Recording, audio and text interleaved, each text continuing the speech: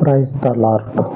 మన పరిశుద్ధుడు విమోచకుడు యేసయ్య మహాకృప కలిగిన నామంన ఈ ఉదయకాలమందు ఉపవాస వాక్య ధ్యానంకు ప్రతి ఒక్కరికి మన పరిశుద్ధుని పేరట ప్రైజ్ ద లార్డ్.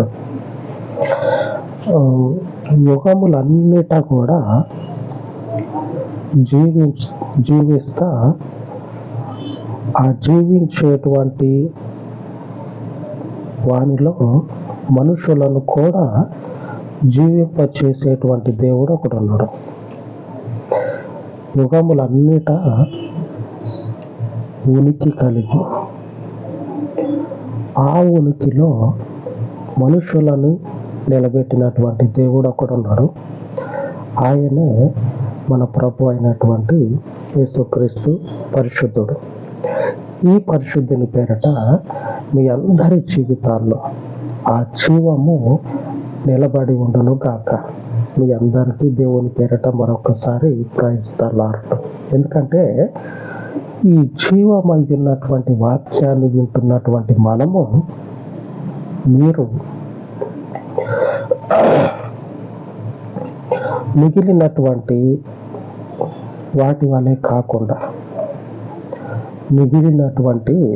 వాటి వలె కాకుండా ఒక శ్రేష్టమైనటువంటి గుడారం యొద్దకు వచ్చి నెమ్మది పొందుకుంటా ఉన్నారు. ఆ గుడారము ఒకనొక సందర్భంలో ఏమని సెలవిస్తా ఉందో తెలుసా? మనుషునికి ఆశ్రయముగా ఉన్నటువంటి ఆ రక్షకుడు ఏమని మాట్లాడుతూ ఉన్నాడో తెలుసా? మొట్టమొదట్లో చూద్దాం. ఆదికాండము 3వ అధ్యాయము 15వ వచనంలో రాయబడిన మాట, మరియు దేవుడు మోషేతో నిట్లనెను, నీ పితరుల దేవుడైన యెహోవా అనగా అబ్రహాము దేవుడు, ఇస్సాకు దేవుడు, యాకోబు దేవుడు నాయన యెహోవా మీ యొద్దకు నన్ను పంపినని నువ్వు ఇశ్రాయేలీయులతో చెప్పవలెను. నిరంతరము నా నామము ఇదే, తరతరములకు ఇది నా జ్ఞాపకార్థక నామము. దేవుని పేరేంటంటే ఎప్పటికీ ఈ రోజు వరకు కూడా ఒకటే పేరు ఉంది.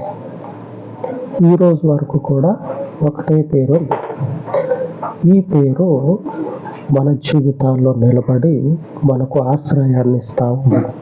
ఆ ఆశ్రయమైనటువంటి గుడారంలోనే మనము ఇప్పుడు నిలిచి ఉన్నాం. ఆ జ్ఞాపకార్థమైనటువంటి నామము ఆ మోషేకి మునుపు ఒక పేరు ఏమి లేదు, ఒక పేరు అనేది ఏమి లేదు.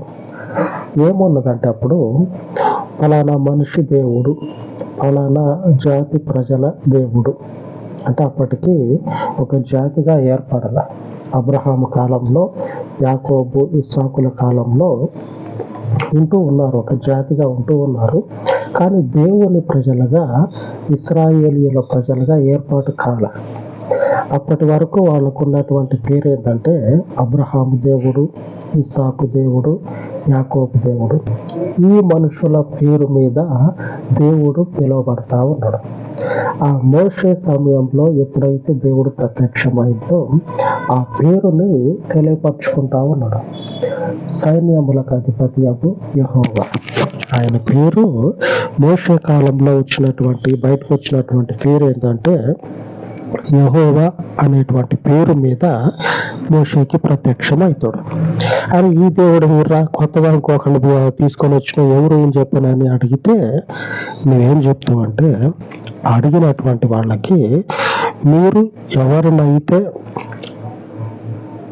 విశ్వాసం ఉంచి అనుసరిస్తూ ఉన్నారో ఆ పితరుల నడిపించినటువంటి దేవుడు, ఆ పితరులకి తోడైనటువంటి దేవుడు అనగా అబ్రహాము దేవుడు, ఇస్సాకు దేవుడు, యాకోబు దేవుడని ఎవరైతే చెప్పుకున్నాడో ఆయనే ఈ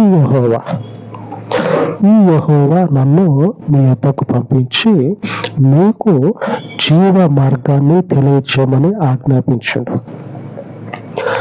ఈ జీవమై ఉన్నటువంటి దేవుడు మీకు ఈ వాక్యాన్ని బోధించమని నన్ను పంపించాడు. ఈ వాక్యము జ్ఞాపకం ఉంచుకోండి, మిగిలినటువంటి వాటి వల్లే కాకుండా ఎప్పటికీ నిలబడిపోతుంది. మిగిలినటువంటివి ఎలాగుంటుందంటే మనుషులతో పాటు గతించిపోతాయి. మహా అయితే 100 సంవత్సరాలు కాదుకూడదంటే 500 సంవత్సరాలు, 1000 సంవత్సరాలు, 1000 సంవత్సరాలు.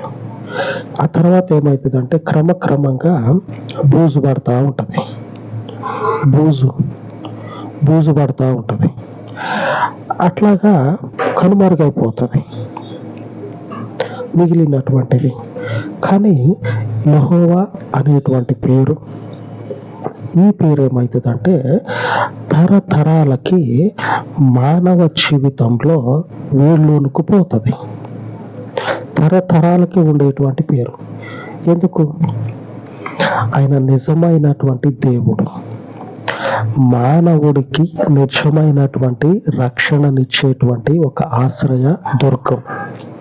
మనకి నీడ కావాలా, ఆ గుడారం యొద్దకు పోవాల్సిందే, ఆ గుడారం దగ్గరికి పోవాల్సిందే. దాంట్లో మనకి నీడ అనేది దొరుకుతుంది, అక్కడనే ఉండాల్సిందే.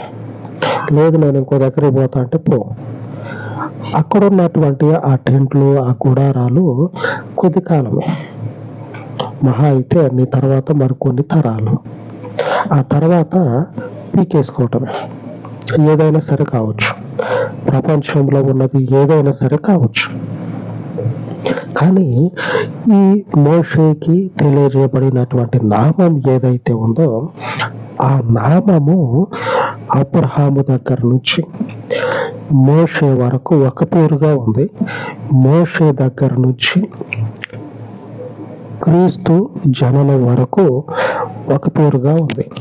క్రీస్తు జననము నుంచి ఇప్పటి వరకు రాబోయేటువంటి ఆయన రాకడలో కూడా ఈ పేరునే ఆధారం చేసుకొని ఉంటుంది. ఆమె అర్థమవుతుందా? యెహోవా అనేటువంటి పేరు మీద మాత్రమే పునాదిగా ఉండి క్రీస్తు అనేటువంటి పేరు నిలబడి ఉంటుంది. ఈ పేరును కొట్టేయదు, లేఖనం చూద్దాం. ఈ పేరుని కొట్టువేయదు. ఈ క్రీస్తు రాజ్యము దేవుని యొక్క పేరు మీద పునాదిగా నిలబడి ఉంటుంది. దేవుని పేరు పునాది అయితే ఆ పునాది మీద క్రీస్తు నిలబడి ఉంటాడు. కొట్టువేయదు.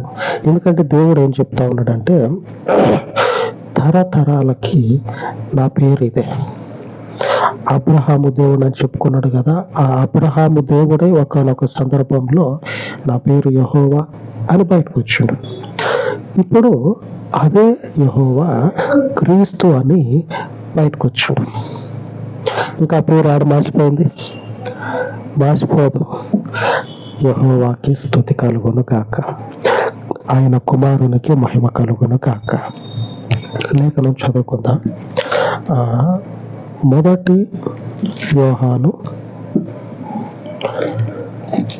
యోహాను రాసిన పత్రిక 3వ అధ్యాయము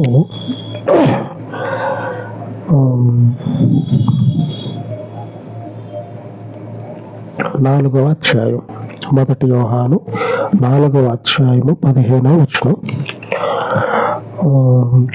యేసు దేవుని కుమారుడని ఎవడు ఒప్పుకొనునో వానిలో దేవుడు నిలిచి ఉన్నాడు, వాడు దేవుని యందున్నాడు.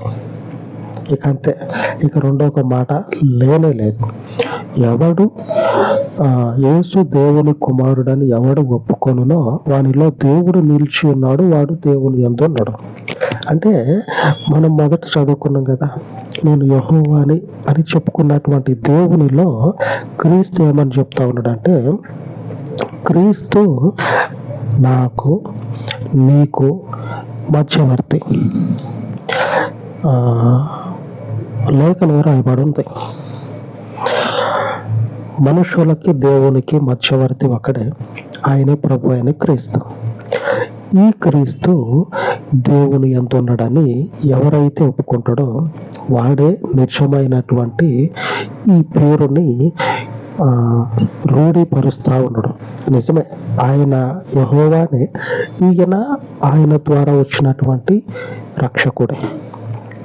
ఆ నామము ఇక అంతటా ఉంటది. ఆమేన్. దేవునికి స్తోత్రం, దేవునికి స్తోత్రం కలుగును కాక. కొన్ని సంవత్సరాల నుంచి, తరాల నుంచి, యుగాలు, 2000 సంవత్సరాలు ఇప్పటికి, 2000 సంవత్సరాలు ఇప్పటికి. అంతకు మునుపు ఉందో మనకి తెలియదు. సరి అయినటువంటి లెక్క కట్టిన వాళ్ళు ఎవరూ లేరు. 5 ఏళ్ళు ఎవడికి చూపించినా తక్కువ చెప్తాడు. అంతకు మునుపు ఉన్నది సరి అయినటువంటి కౌంట్ అనేది ఎవరికి కూడా తెలియదు. ఇక అందాదుగా అంటే అంచనా, ఒక అంచనా ప్రకారం చూస్తే ఇంత అని లెక్క వస్తుంది. ఆ రోజు నుంచి ఈ రోజు వరకు కూడా ఈ నామము మనుషులలో రక్షణను కలగజేస్తా, జీవము వైపు నడిపిస్తా, మనుషునికి ఆయన గుడారంలో నెమ్మదినిస్తా ఉంది. ఈరోజు ఉపవసించి దేవుని ముందు నిలబడినటువంటి మనకి ఆ వాక్యము బలాన్ని ఇస్తా ఉంది. మీరు నిలిచారే, ఈ ఉపవాసం చేసుకుంటా దేవుని ముందు నిలబడ్డారే, ఈ నిలబడినటువంటి దేవుడు కళ్ళు మూసుకొని తెరిచేంతలో మాయమైపోయే దేవుడు కాదు. అంటే కొన్ని తరాల తర్వాత నశించిపోయి మాసిపోయే దేవుడు కాదు. ఆయన ఎప్పటికీ ఉంటాడు. ఆయన వాక్యం ఎప్పటికీ నిలబడి ఉంటుంది. ఈ రోజున దేవుని వాగ్దానం మనకి సెలవిస్తూ ఉంది. ఈ రోజున వాక్య ధ్యానము యెషయా గ్రంథము 40వ అధ్యాయము 8వ వచనం. మన దేవుని వాక్యము నిత్యము నిల్చును. మన దేవుని వాక్యము నిత్యము నిలబడి ఉంటుంది. ఆమేన్. యెహోవాకి స్తుతి కలుగును గాక. పరమ భయంకరుడైనటువంటి పరలోకపు దేవునికే స్తోత్రం. ఆయన వాక్యము నిత్యము నిలబడి ఉంటుంది. 1000 సంవత్సరాలకి పూర్వము మోషేతో చెప్పినటువంటి దేవుడు 1000 సంవత్సరాల తర్వాత ఈరోజు మనకి వాక్యము సెలవిస్తూ ఉంది. యేసు దేవుని కుమారుడని ఎవడు ఒప్పుకొనునో వానిలో దేవుడు నిలిచి ఉన్నాడు, వాడు దేవుని యందున్నాడు.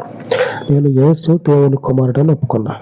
నేను యెహోవా అనేటువంటి పేరులో నిలబడి ఉన్నా. యెహోవాలో నేను నిలిచి ఉన్నా. అరే ఈయన వేరు కదరా, ఆయన వేరు కదరా అని చెప్పని అంటానికి లేదు. ఎందుకంటే యేసు ఆయన కుమారుడు. దేవునికే స్తోత్రం. ఆమేన్. దేవునికే మహిమ. మీకు ఒక బెస్ట్ ఎగ్జాంపుల్ చెప్తా. మీ ఇళ్ళల్లో మీ పిల్లలు ఉంటారు, స్కూల్కి పోయి ఉంటారు. వాళ్ళతో పాటు అప్పుడప్పుడు వాళ్ళ ఫ్రెండ్స్ని తీసుకొని వస్తారు. వాళ్ళ ఫ్రెండ్స్ని తీసుకొని వస్తే సరే మనోడు వాళ్ళ ఫ్రెండ్స్ కదా అని చెప్పినని ఇంటికి వచ్చినప్పుడు ఏం మాట్లాడరు. ఎందుకంటే మన పిల్లగాడి ఫ్రెండ్స్ వచ్చారని చెప్పినని ఏం మాట్లాడరు. అదే ఈ పిల్లగాడితో పాటు ఉన్నటువంటి ఫ్రెండ్స్ ఈ పిల్లగాడు ఎంబడి, అంటే మన ఇంట్లో ఉన్నటువంటి పిల్లగాడితో పాటు రాకుండా ఒంటరిగా మీ ఇంట్లోకి వచ్చారనుకోండి, గేట్ కాడే వాడిని గల్లా పట్టుకొని ఇసురు నొక్కుతారు. అవునా కదా? గేట్ కాడే వాడిని గల్లా పట్టుకొని ఇసురు కొడతారు. ఎవడు పడితే వాడు రానికి ఇది ఏమన్నా బస్ స్టాండా లేకపోతే రైల్వే స్టేషనా? చెప్పండి. ఎవడు పడితే వాడు ఇంట్లోకి రావడానికి ఇదేంది? ఒక పద్ధతి నిబద్ధత కలిగిన ఇల్లు. ఆ ఇంట్లోకి ఎవరు రావాలా? ఇంటి వాళ్ళే రావాలా. ఈ క్రీస్తు కూడా మనల్ని ఆ రీతిగానే దేవుని యొద్దకు, తండ్రి యొద్దకు తీసుకుపోతా ఉన్నాడు. మనంతటా మనం పోయినాం అనుకోండి, కల్లా పట్టుకుని ఇసురు కొడతాడు. పోవడానికి అవకాశం లేదు. ఆ గోడలు, ఆ సరిహద్దుల్లో కూడా పోలేము. ఆ దరిదాపుల్లో కూడా పోయేటువంటి సాహసం ఎవడు చేయడు. ఆయన కాల్చి పడేస్తాడు. అట్లాగా యేసులో ఉన్నటువంటి ప్రతి ఒక్కరు కూడా తరతరాలకి ఉన్నటువంటి పేరు అని రాయబడి ఉన్నది కదా, ఆ పేరులో నిలిచి ఉన్నవారే. ఆ పేరు ఎప్పటికీ నిలబడి ఉంటుంది. మన దేవుని వాక్యము నిత్యము నిలబడి ఉంటుంది. నిత్యము నిలబడి ఉంటుందమ్మా, నిత్యము నిలబడి ఉంటుంది అన్న. ఎన్ని రోజులు, ఎన్ని తరాలు అంటే అన్ని తరాలు, యుగ యుగములు. ఆమేన్. యుగముల వరకు నిలిచే మన దేవునికి మహిమ కలుగును గాక. ఈ రోజున దేవుడు తన వాక్యము మీ హృదయాలలో ముద్రించి మిమ్మును ఆయనలో స్థిరపరచును గాక. ప్రార్థించుకుందాం అలాగా. పరిశుద్ధుడా, కృప కలిగిన తండ్రి, మీ పాదముల యొద్ద ప్రార్థిస్తూ ఉండగా జీవవాక్యమును తండ్రి అనేకుల హృదయాలలో ముద్రించి ఈ జీవన సంబంధమైనటువంటి ప్రతి బలహీనతని, ఆలోచనని, లోకపు ప్రతి పద్ధతిని, లోకము ద్వారా వచ్చినటువంటి ప్రతి ఆలోచనని తండ్రి లయపరచి నీ వాక్యము నిత్యము నిలుచునని సెలవిస్తూ ఉండగా శాశ్వత కాలము నిలిచే నీ పవిత్రమైన లేఖనాల నెరవేర్పును తండ్రి నిబిడలకు స్పష్టముగా తెలియపరచమని, కావలసిన వివేకమును, జ్ఞానమును నిబిడల మీద కుమ్మరింపచేయమని నీవు దేవుడవు కనుక నీ సన్నిధిలో ప్రార్థిస్తూ ఉండగా ప్రతి ఒక్కరి మనోనేత్రాలను వెలిగించి శాశ్వత కాలము నిలిచిన దేవుడవు నీవని, నీ పరలోకపు మహిమను కనపరచమని సమస్త ఘనతను మీకు ఆపాదించి యేసుక్రీస్తు పరిశుద్ధ నామమున ప్రార్థించి వేడుకొనుచున్నాను తండ్రి. ఆమేన్, ఆమేన్. మన పరిశుద్ధుడైన దేవుని కృప నిత్యము మనకు తోడయ్యుండును గాక. ఆమేన్, ఆమేన్.